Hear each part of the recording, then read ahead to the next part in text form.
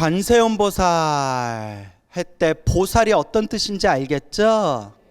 그래서 우리 불교에서는 삼승이라고 해요. 무슨 승? 예, 삼승. 따라해 보세요. 성문, 영가, 보살, 이 세 가지를 삼승이라고 불러요. 그래서 우리가 성문을 아라한이라고 보통 표현해. 따라해 보세요. 아라한. 예, 성문을 아라한이라고 하고요. 자, 그 다음에 영각이라고 나오죠? 따라해 보세요. 독각, 벽지불이라고 해요. 독각, 벽지불. 또 독성이라고 돼요. 독성. 또 여러분 예불문에 보면 독수성이라고 나오죠? 독수성이라고도 해요. 그 다음에 성문, 영각, 그 다음에 뭐예요? 보살. 보살은 설명드렸죠. 자, 이제 여기서 우리가 구분을 해야 되는 게, 성문, 아라한은 부처님이 계실 때 혹은 불교가 있는 시대, 따라해 보세요. 불교가 있는 시대,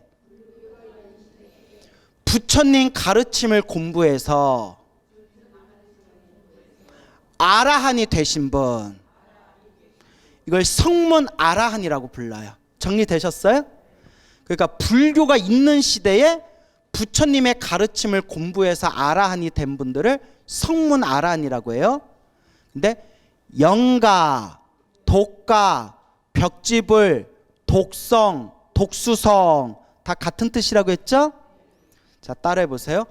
불교가 없는 시대, 부처님 가르침이 없는 시대,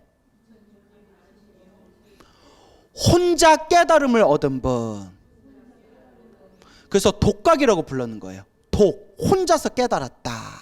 정리되셨어요? 근데 성문하고 영각은 소승이라고 해요. 뭐라고 한다? 그래서 혼자서는 깨달음을 얻었지만 중생을 널리 제도할 수 있다 없다? 없다.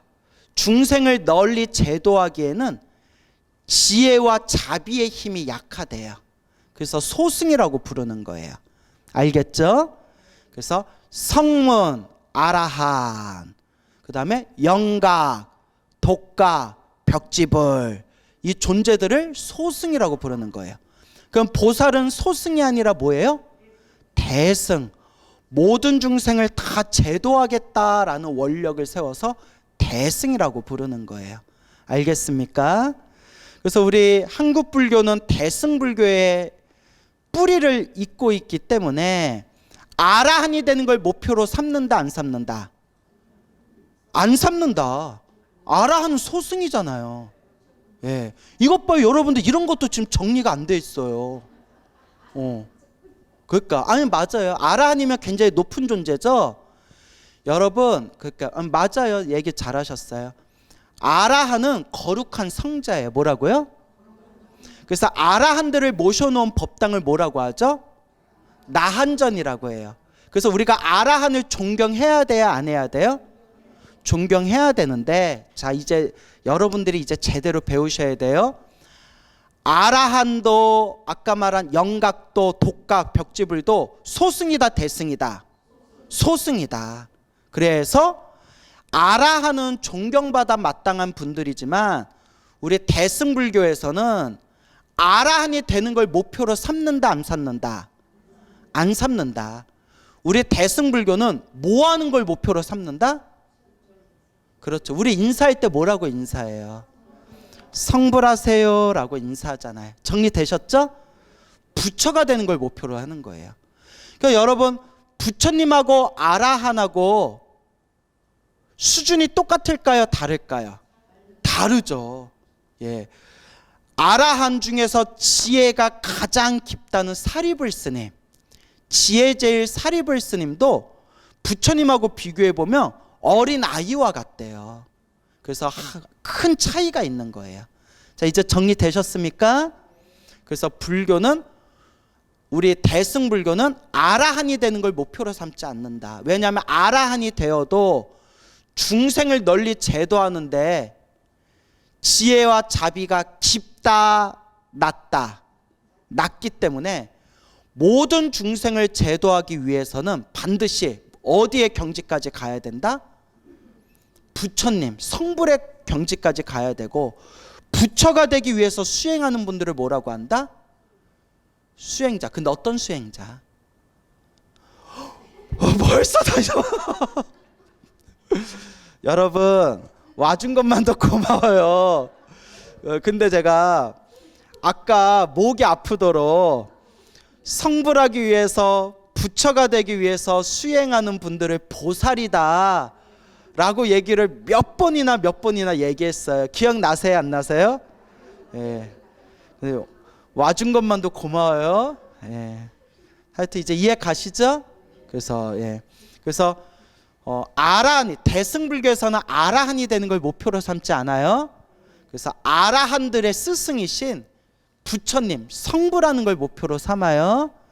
또 어떤 분들이 이런 얘기해요. 좀 헷갈리는 게 있대요. 그래서 뭐가 헷갈려요? 했더니 부처님도 아라한이라고 표현하는 내용이 나와요. 그래서 부처님도 아라한이라고 하는데 스님이 아라한을 목표로 하면 안 된다고 했잖아요. 헷갈려요. 여러분 헷갈리시죠? 근데 이제 이것도 잘 들으셔야 돼요. 아라한이라는 표현은 따라해보세요. 공양받아, 마땅한 분 이란 뜻이에요. 공양받아 마땅한 분. 그래서 여러분 부처님의 10가지 별명 중에 열애, 응공, 전병지, 명현조, 선서세간의 무상사, 조어잠부, 천인사불, 세존 들어보셨죠? 열애시포, 부처님의 10가지 별명 중에 응공이라고 나와요. 그죠? 응공하고 아라한하고 똑같은 말이에요. 예. 아라한을 한자로 표현할 때, 한자로 번역할 때 응공이라고 번역한 거예요. 응공, 아라한, 응공 같은 뜻이에요. 알겠죠? 응공, 응당이, 마땅히, 공양받아 마땅한 분이란 뜻이에요.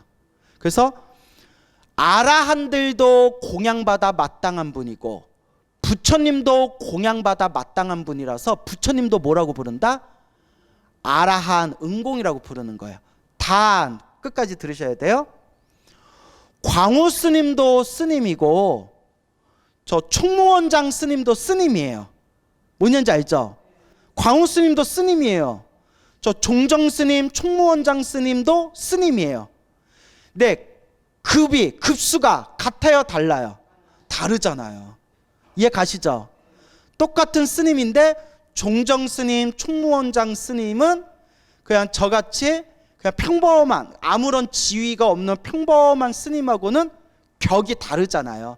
물론 이제 평등하지만 지위라는 입장에서 봤을 때 이제 납득이 가세요? 부처님 제자인 아라한도 아라한이고 부처님 본인도 아라한이지만 격이 같아요, 달라요? 격이 다르다는 거예요. 그래서 우리는 부처님 아라한이라고 할 때 아라한과 부처님 제자들인 아라한이라고 할 때 아라한을 구분해서 써야 돼요. 이제 납득하십니까? 그래서 그 신도님한테 설명을 드리니까 이제야 좀 이해가 갑니다 이러시더라고요. 그럼 뭐예요? 한다고 또 물어보면 대답해요, 안 해요? 하지만 뭐 해준 것만도 고마워요? 와준 것만도 고마워요. 예. 진심이에요. 예. 여러분 외우지 뭐, 그냥 여러분들이 내가 막 목이 아프도록 가르쳐 줬는데도 못 외우면 좀 허탈하기는 하지만 허탈한 거는 내 중생의 번뇌일 뿐이고 그냥 부처님 법대로 얘기하면, 누구 법대로? 부처님 법대로 얘기하면 여러분들이 이해하든 못하든 외우든 외우지 못하든 이렇게 부처님 가르침 공부해서 귀에 스친 것만으로도 여러분들은 지금 뭐가 쌓이고 있는 거다? 공덕이 쌓이고 있는 거래요. 부처님이 분명히 그렇게 얘기하셨어요. 그러니까 여러분들이 제가 질문해도 여러분들이 대답 못하면 제가 막 짜증내도 그거는 내 탓이고 내 잘못이지, 여러분들은 대답을 하든 못하든 여러분들은 이미 뭐가 쌓이고 있는 거예요? 공덕이 쌓이고 있는 거예요. 예, 진심이에요, 여러분. 저는 부처님 법 갖고는 장난 안 쳐요. 진심이에요. 알겠죠? 그러니까 이렇게 현장에서 법문 듣는 것도 중요하고, 현장에서 이렇게 못 들을 때에는 요새 시대 얼마나 좋아요. 유튜브로 다 들을 수 있잖아요. 제가 드리고 싶은 말은 법문도 많이 듣고 연불도 많이 하셔서 이번 생에 공덕을 많이 닦으셔라, 이 말씀을 꼭 드리고 싶어요. 알겠죠? 그러니까 여러분들, 제가 질문했는데 여러분들 대답 못했다고 제가 막 짜증내고 지랄 발광을 해도, 아유 저 인간 아직 소보살이라서 아직 번뇌망상이 많아서 저런가 보다, 내가 이해해줘야지, 이렇게 좀 봐주세요. 예, 그 이제 웃자고 한 말이고, 그렇게. 자, 그래서 아라한도 존경받아 마땅한 거룩한 성자지만, 대승불교에서는 아라한이 되는 걸 목표로 삼는다, 안 삼는다? 안 삼는다. 더 높은 곳으로 가야 되니까. 그리고 영각, 독각, 벽지불도 거룩한 성자지만, 역시 대승불교의 수행자들은 영각, 독각, 벽지불이 되는 것을 목표로 삼는다, 안 삼는다? 안 삼는다. 오로지 무엇이 되는 걸 목표로 삼는다? 성불. 그러면 왜 성불하려고 한다? 왜 성불하려고 할까요? 모든 중생 제도하기 위해서. 모든 중생 제도하기 위해서 성불의 깨달음, 부처님의 깨달음으로 나아가는 수행자들을 뭐라고 부른다? 보살이라고 부른다. 이게 머릿속에 이렇게 정리가 되셔야 돼요. 그래서 아라한이 되는 것도 목표로 삼지 말고, 영각이 되는 것, 벽지불이 되는 것도 목표로 삼지 말고, 그리고 보살의 길을 걸어서 결국에는 부처님과 똑같은 깨달음을 얻어야 된다라는 것을 설법하고 있는 최고의 경전이 바로 법화경이에요. 법화경이 그 내용이에요. 부처님의 아라한들한테, 아라한, 여러분 아라한들은 높아요, 낮아요? 낮아요? 그래, 맞다. 내가 말을 잘못했어요. 아라한들은 부처님보다 높아요, 낮아요? 낮아요. 근데 우리보다 높아요, 낮아요? 높아요. 맞아, 이렇게 얘기해야 되겠죠? 기준이 다르니까. 부처님께서 중생들 중에서도 가장 거룩한 성자들인, 번뇌망상이 사라지고 욕망에서 벗어난 거룩한 성자들인 아라한들한테, 아라한들이여, 그대들의 깨달음은 진정한 깨달음이 아니다. 여기서 더 수행하고 더 나아가야 된다. 성불을 목표로 수행해야 된다라고 간곡하게 설법하고 있는 게 바로 무슨 경이다? 법화경이고, 또 법화경과 같이 아라한들에게, 아라한들이여 그대들의 깨달음은 심오한 깨달음이 아니다, 더 심오한 최상의 깨달음으로 가야 된다라고 또 주장하는 대표적인 경전이 승망경. 무슨 경? 승망경. 예, 승망경이라고 있어요. 뭐 등등의 경전들이 있어요. 알겠죠? 그래서 관세음 보살 할 때 보살이라는 또 의미에 대해서 이제 우리가 또 마무리를 하겠습니다. 알겠죠, 보살님들? 예.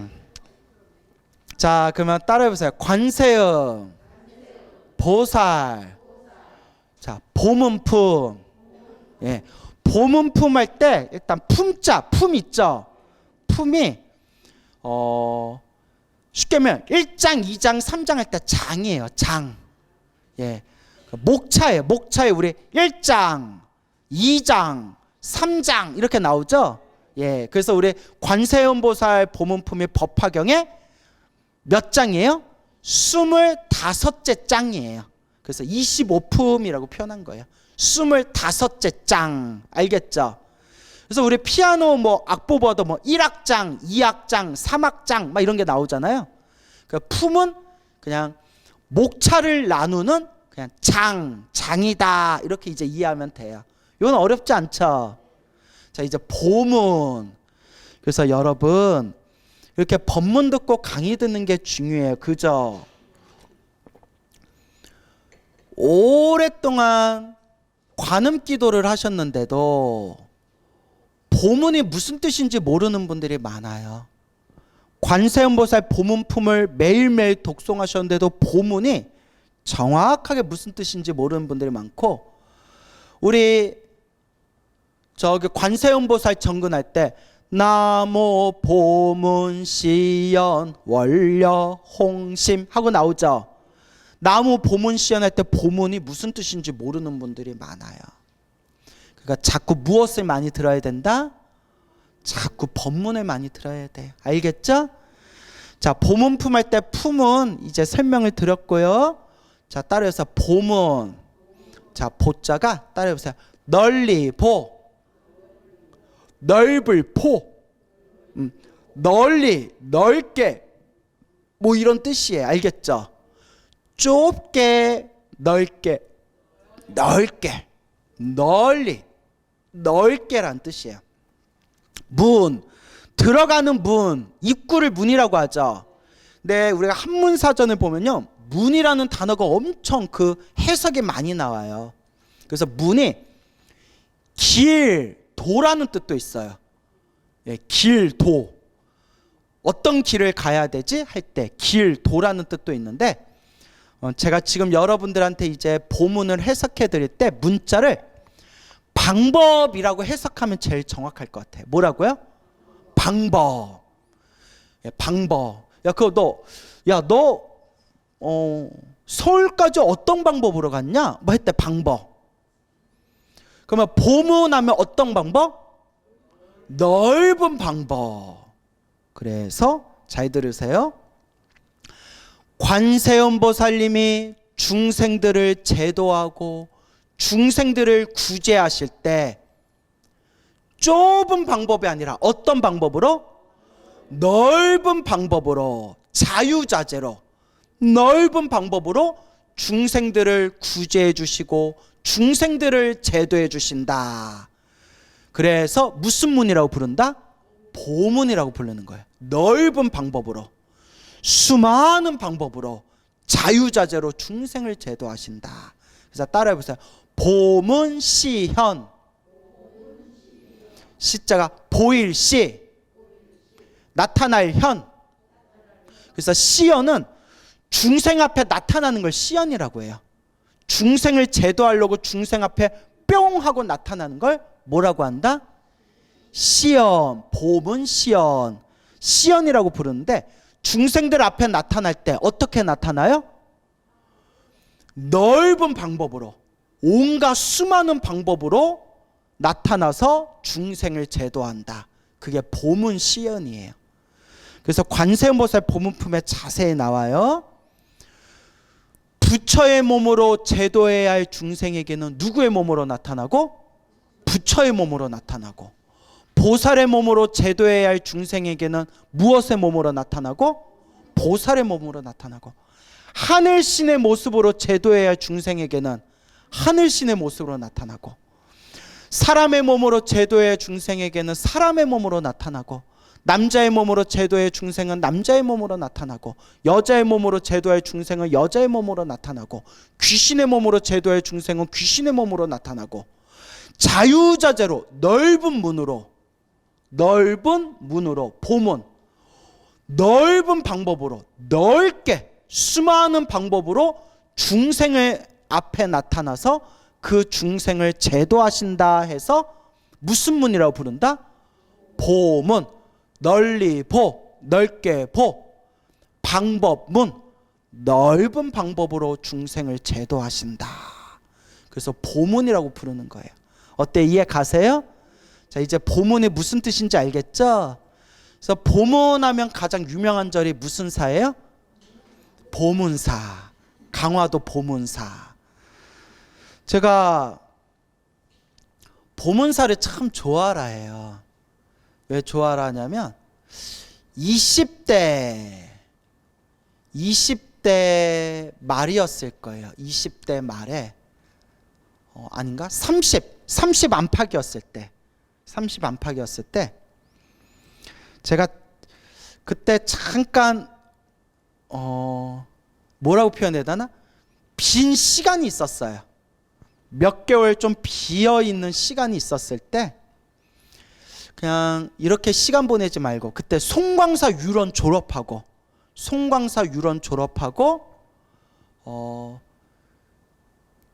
길상사에 좀 있다가 길상사에서 나오고 난 뒤에 조금 공간이 있었을 때, 빈 시간대가 있었을 때, 아, 내가 이렇게 시간을 보내지 말고 기도라도 좀 해야겠다 했는데, 보문사 그 나한석굴 있죠, 보은사 나한굴에 자리가 났어요. 지금은 모르는데 그때는 어떻게 했냐면, 스님들이 몇 명 기도 스님들이 팀을 짜가지고 24시간 동안 나한굴에서 목탁 소리가 끊어지지 않게 계속 스님들이 릴레이로 기도했어요. 그래서 스님 한 분이 2시간씩 한 번 기도할 때 2시간씩 이렇게 돌아가면서 기도했어요. 그렇게 계속 돌아가면서 기도했는데 너무 좋았어요. 왜 좋았냐면, 아무것도 신경 안 쓰고 뭐만 하면 돼요? 그 기도만 하면 됐거든요. 남는 시간에는 책 보고 기도하고. 정말 좋았어요, 저 개인적으로. 오래전 일이죠. 벌써 20년 전의 일이네요, 거의.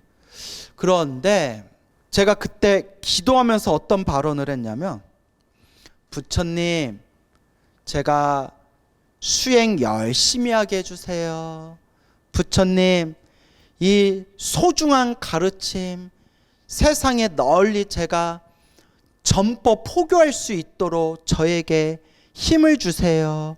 이 부처님의 가르침 널리 전할 수 있게 저에게 가피를 주세요 라고 기도했는데, 그때 제가 마음속에 목표를 뭘 세웠냐면 3년 기도를 세웠어요. 몇 년 기도? 너무 좋아. 3년 동안 이 보문사에서 내가 기도하자 라고 생각했는데, 한 달 만에 연락이 온 거예요. 내가 몇 년 기도하려고 했는데? 3년. 근데 한 달 만에 연락이 어디서 왔냐면, 한 달 만에 조계사 불교대학에서 연락이 왔어요.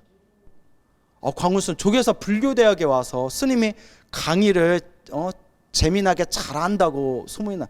저 방송 나오기 전에도 나름 유명했어요. 방송 나와서 뜬 거는 사실이지만, 방송 나오기 전에 이미 나름 서울 불교대학에서 인지도가 있는 스님이었어요. 예. 웃자고 한 얘기예요. 조계사 불교대학에서 강의 좀 해주세요 해서 제가 거절하려고 했어요. 나는 보문사에서 몇 년 기도를 하겠다? 3년 기도를 하겠다라고 했는데, 한 달 만에 연락이 오니까 너무 그때 기도하는 게 그냥 오로지 관세음보살님을 향해서 기도하는 게 너무 좋아가지고 안 가려고 했는데, 아주 친한 스님이 지금 저 봉은사에 계시는 친한 스님이, 광우 스님, 말은 어디로 보내고? 제주도로 보내고, 사람은 어디로 가라? 서울로 가라. 서울로 가야지. 서울에 가야지. 뭘 해도 서울로 가야지 일단. 그래서, 아니 스님, 나는 3년 기도하려고 지금 마음에 원을 세웠는데 한 달 만에 가는 건 너무 에바 아니에요? 오버 아니에요? 광우 스님 원력이 세상에 널리 이 부처님 가르침 널리 펼치고 싶다고 기도한다면서, 그러면 어디 가서 법문해야지? 서울 가서 법문해야지. 그 말이 맞는 것 같아요. 순간 한 달 만에 기도빨 받았나? 예. 그래서 이제 서울 조계사 불교대학에서 강의하면서 막 인맥들이 생겨가지고, 그래서 막 여러 인연들이 생겼죠.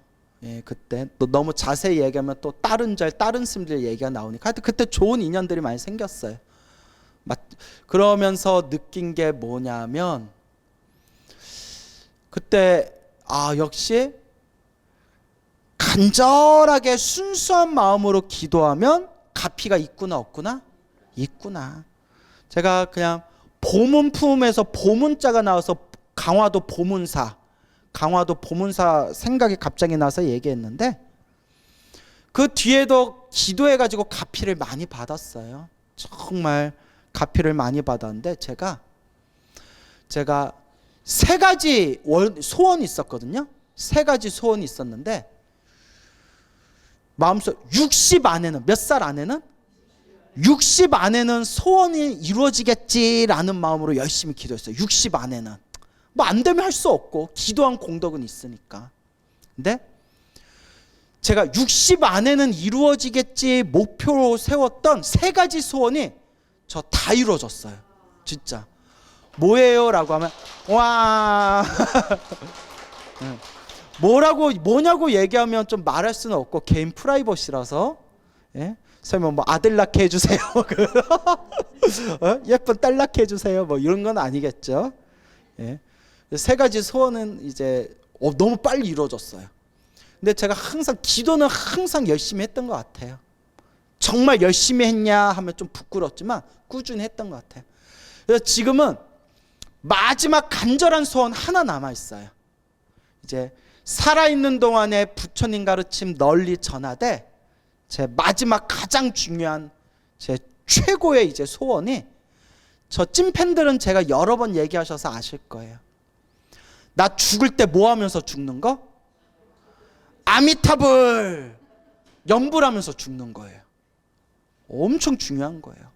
나무 아미타불 연불하면서 딱 죽어가지고 정말 저 아미타 부처님 성불대학교 저 극락세계 태어나는 게 저의 남은 이제 숙제예요. 예, 그래서 이와 같이 기도에는 반드시 힘이 있다라는 것을 꼭 말씀드리고 싶습니다. 알겠죠? 그래서 보문이 무슨 뜻인지 알겠죠?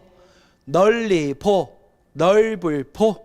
그래서 널리 온갖 수많은 방법으로, 방법으로 중생을 자유자재로 제도하신다. 관세음보살 보문품이라고 명심하시면 되겠습니다. 알겠죠?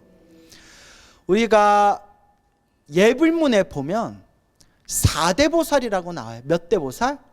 네. 문수살이 보살, 보현 보살, 지장 보살, 관세음 보살. 문수보살님은 무엇을 상징하시죠? 지혜를 상징하신다고요. 그래서 문수보살님은 칼을 들고 계시는 불상이 많아요. 뭘 들고 계세요? 칼을 들고 계세요. 왜 칼을 들고 계실까요? 무엇을 잘라버린다? 그렇죠. 번뇌를 잘라버린다. 지혜를 상징하잖아요. 번뇌를 자르는 날카로운 지혜를 상징하는 거예요. 그래서 칼을 들고 계세요. 그리고 또 이렇게 경전을 들고 계시는 모습으로도 많이 불상이 조각된대요. 경전을 들고 계시는데 그 경전이 무슨 경일까요? 따라해보세요. 반야경. 예. 뭐 금강반야바라밀경이든 반야심경이든 반야자가 들어가는 반야경을 들고 계시대요. 그래서 문수보살을 상징하는 경이 반야경이에요. 그 문수보살은 사자를 타고 다니세요. 뭘 타고 다니세요? 사자. 사자가 밀림에서 정글에서 어흥 하면 모든 짐승들이 두려움에 떨면서 도망간대요. 그래서 부처님의 지혜도 그와 같아서 부처님의 지혜, 부처님의 설법이 세상에 펼쳐지며 모든 삿된 가르침에 도망가거나 꺾여버린대요. 그래서 문수보살은 무엇을 타고 다니시고? 사자를 타고 다니시고, 무엇을 많이 들고 계시고? 칼을 들고 계시거나 혹은 경을 들고 계시다. 이런 것도 상식 삼아서 알아두면 좋겠죠. 그 다음에 보현보살은 무엇을 상징하실까요? 실천을 상징하세요. 그래서 보현보살을 상징하는 경전이 보현행원품이에요. 보현행원품. 보현보살의 10가지 원력과 실천. 그래서 따라해보세요. 보현 10대원. 보현보살의 10가지 원력 해서 보현행원품의 자세에 나오죠. 보현보살은 실천을 상징하기 때문에 보현보살이 이렇게 손에 연꽃 같은 걸 많이 들고 나오세요. 연꽃. 보통 보살님들이 연꽃을 많이 들고 나타나요. 연꽃. 그리고 보현보살이냐 아니냐 가장 중요한 기준이 뭐냐면, 보현보살은 항상 코끼리를 타세요. 무엇을 타세요? 코끼리. 코끼리가 상징하는 게 뭘까요? 뚝심이잖아요. 수많은 가시밭길이 나와도 코끼리는 어떻게 해요? 투벅투벅 걸어가요. 눈앞에 거친 새판 파도가 몰아치는 강이 나와도 다른 짐승들은 그 강을 건널 수 있어요, 없어요? 못 건너요. 그 파도에 물결에 휩쓸려 버리기 때문에. 누구만은 그 물결에 휩쓸리지 않고 그 강을 건널 수 있다? 코끼리. 등치가 크고 힘이 세기 때문에 그 세찬 다른 짐승들이 지나갈 수 없는 그 세찬 물결의 파도가 있는 그 강을 코끼리는 뚜벅뚜벅 걸어간다는 거예요. 그러니까 딱 들어도 무엇을 상징한다? 실천을 상징하는 거예요. 알겠죠? 그래서 보현보살은 이제 코끼리를 타고 다니신다. 지장보살의 가장 큰 특징 중에 하나가 빡빡머리예요. 무슨 머리? 다른 보살님들은 머리에 보관을 쓰고 있고 머리에 온몸에 화려한 액세서리를 온몸에 걸치고 있어요. 그래서 대승불교에서 보살님들은 제가자의 모습으로 많이 나타나요. 누구의 모습? 제가자. 스님들이 보석으로 된 모자 보관을 쓰면 돼요, 안 돼요? 스님이 막 몸에다가 주렁주렁 뭐 차고 있으면 돼요, 안 돼요? 안 되죠. 이거는 경전에 금지되어 있어요. 예. 그래서 나는 하나도 안 차고 다니잖아요. 부처님이 차고 다니지 말래서. 다만 옛날에는 이제 염주를 차고 다녔어요. 염주는 이제 수행을 위해서 굴리는 거고, 그렇기 때문에 이제 소박하게 염주 정도는 차고 다니는 거죠. 그래서 근데 지장보살은 유독 스님의 모습으로 출연하시는 보살님이에요. 그래서 빡빡머리로 많이 나타나시고, 그렇죠 여러분? 그 항상 지팡이를 짚고 있어요. 무엇을 짚고 있어요? 그리고 손에 여의주 같은 구슬을 쥐고 있어요. 여의주 같은 구슬. 그리고 지팡이에는 고리가 6개가 달려 있어요. 자, 그러면 지장보살이 손에 들고 있는 동글동글한 구슬은 무엇을 상징할까요? 2가지 뜻이 있어요. 첫 번째 뜻은 중생들의 소원을 들어주는 여의주라는 뜻이 있고요. 두 번째는 지장보살은 저승과 지옥에서 중생을 또 제도하는 보살이에요. 그렇죠? 저승하면 딱 느낌이 어두워요, 환하고 밝아요. 어둡잖아요. 어두울 때 중생들을 환하게 길을 비춰주려면 뭐가 있어야 돼요? 빛이 있어야 되잖아요. 그렇죠? 요새 같으면 뭐가 필요해요? 후레쉬. 고성능 후레쉬로 길을 비춰줘야 될 거 아니에요. 근데 옛날에는 후레쉬가 있었어요, 없었어요? 없었으니까 옛날 사람들이 표현한 게 환한 빛이 나는 구슬. 뭔지 알죠?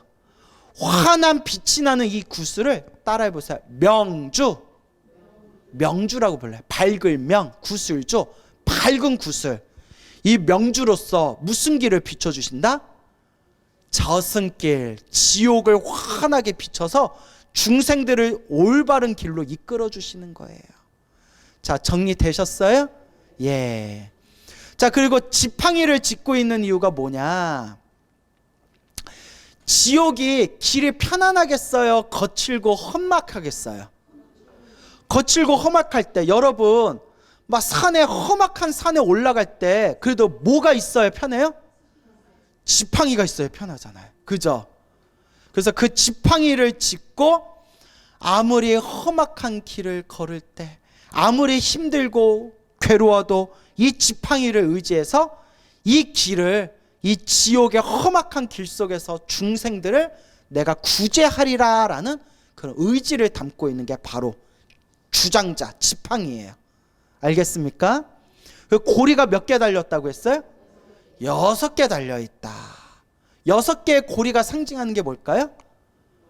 예, 맞아요. 2가지 뜻이 있어요. 첫 번째는 따라해서 육도윤회. 그래서 6개의 고리가 달려있는 것은 지옥, 악귀, 축생, 아슈라, 인간, 천상 모든 중생들을 다 육도 윤회하고 있는 중생을 다 제도하겠다라는 뜻이 있는 거예요. 그러니까 지장보살이 지옥에 떨어진 중생을 제도한다라고 우리가 보편적으로 인식하고 있지만 지장보살은 지옥에 떨어진 중생은 물론 육도윤회 모든 중생을 다 제도하신다라는 의미를 담고 있는 거예요. 알겠죠? 그리고 고리 6개가 달려있는 두 번째 이유가 따라해보세요. 육바라미를 뜻하는 거예요. 알겠죠? 중생이 부처가 되려면 육바라미를 완성해야 되는데 그 육바라미를 상징하는 게 6개의 고리다. 그리고 우리 이 인간 세계에서 스님들도 먼 길을 떠날 때 주장자, 지팡이에다가 고리 6개를 달았는데 왜 그러냐? 산에 갈 때 딸랑딸랑 소리가 나면 짐승이나 뱀 같은나 벌레 같은 게 내가 스님이 지나가는 길에 딸랑딸랑 이 소리 듣고 어서 길을 피해라 라는 의미가 담겨져 있는 거예요. 알겠죠? 자, 이제 이런 것들을 우리가 생각해 볼 수가 있습니다. 그러면 관세음보살님의 특징이 뭐냐? 보문. 그래서 온갖 여러 가지 모습으로 세상에 나투세요. 그래서 여러분 하얀 옷을 입고 있으면 무슨 관음이라고요? 백이관음이라고 해요. 여러분 관세음보살님이 이렇게 버들까지 가지고 있는 모습 봤죠? 그러면 무슨 관음이라고요? 따라해보세요. 양유관음. 예, 이렇게 버들까지 이렇게 들고 있는 모습이 양유관음. 관세음보살님이 이렇게 용을 타고 있는 모습 봤어요? 용? 예. 관세음보살님 그 불화에 보면 용을 타고 다니는 관세음보살 모습이 있어요. 용을 타고 다니는 관세음보살은 뭐라고 부를까요? 횟수관음 말고 따라해보세요. 기룡관음. 예, 기룡관음이라고 해요. 기룡관음. 네. 자, 무슨 말인지 알겠죠? 이렇게 수없는 관세음보살님의 모습이 있는데 우리 가장 관세음보살님의 특징 중에 하나가 머리에 보관을 쓰고 있고 이렇게 연꽃을 들고 있는 모습이에요. 그렇죠? 그래서 여러분 관세음보살님하고 대세지보살님하고 쌍둥이 같이 똑같이 생겼대요. 그래서 여러분 따라해보세요. 아미타불 왼쪽에 관세음보살, 오른쪽에 대세지보살. 자, 다시요. 아미타불 왼쪽에는 어느 보살? 관세음보살. 오른쪽에는 어느 보살? 대세지보살. 그래서 따라해 보세요. 서방삼성. 서방, 서쪽 극락세계에 계시는 세 분의 성인이란 뜻이에요. 그래서 아미타 부처님이 교주로 계시고 아미타 부처님 왼쪽 오른쪽에 관세음보살 대세지보살님이 옆에 계셔서 아미타 부처님을 옆에서 보좌하고 계시대요. 그래서 관세음보살 대세지보살이 쌍둥이 같이 똑같이 생겼는데 뭐가 다르냐? 제가 여러 번 설명 들었죠? 머리에 무엇을 쓰고 계시는데? 보관, 보석으로 만든 왕관, 보관을 쓰고 계시는데 관세음보살은 그 보관, 이마 부분에 무엇이 있고? 아미타 부처님이 이렇게 앉아 계시대요. 이마를 보면 아는 거예요. 대세지보살님은 그 이마에 무엇이 있다? 그렇죠. 정병, 깨끗한 병이 있대요. 그래서 이렇게 이마를 보고 부처님이 이마에 앉아 계시면 아, 무슨 보살이구나? 관세음보살이구나. 그리고 이마 위에 이렇게 병, 호리병 같은 게 딱 새겨져 있으면 무슨 보살이구나? 대세지보살이구나.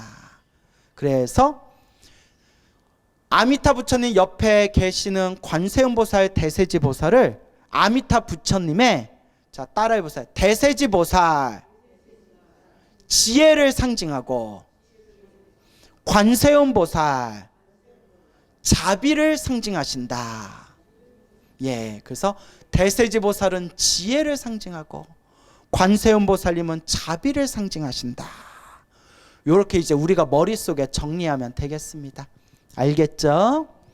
그래서 여러분, 사람들이 우리 불교 공부를 깊이 공부를 안 한 불자님들이 가장 많이 헷갈려하는 것 중에 하나가 뭐냐면, 지혜를 얻으려면 문수기도를 해야 되고, 영가청도하려면 지장기도를 해야 되고, 소원 성취하려면 관세음보살 기도를 해야 되고, 극락에 가려면 아미타 기도를 해야 되고, 몸이 아프면 약사 기도를 해야 된다.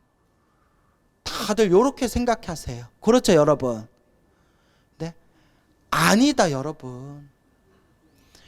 각각의 부처님과 보살님들은 저마다 특징이 있어요. 뭐가 있다? 특징이 있지만 결국 다 하나로 통한다 라는 걸 꼭 명심하셔야 돼요. 무엇으로 통한다? 하나로 통한다. 어떤 분이 관세음보살 기도하다가 갑자기 지장보살로 기도를 바꿨어요. 왜 바꾸셨어요? 예, 제가 저희 집안에 부모님이 돌아가셔서 부모님 영가천도를 위해서 지장기도합니다. 그럴 필요 있어요, 없어요?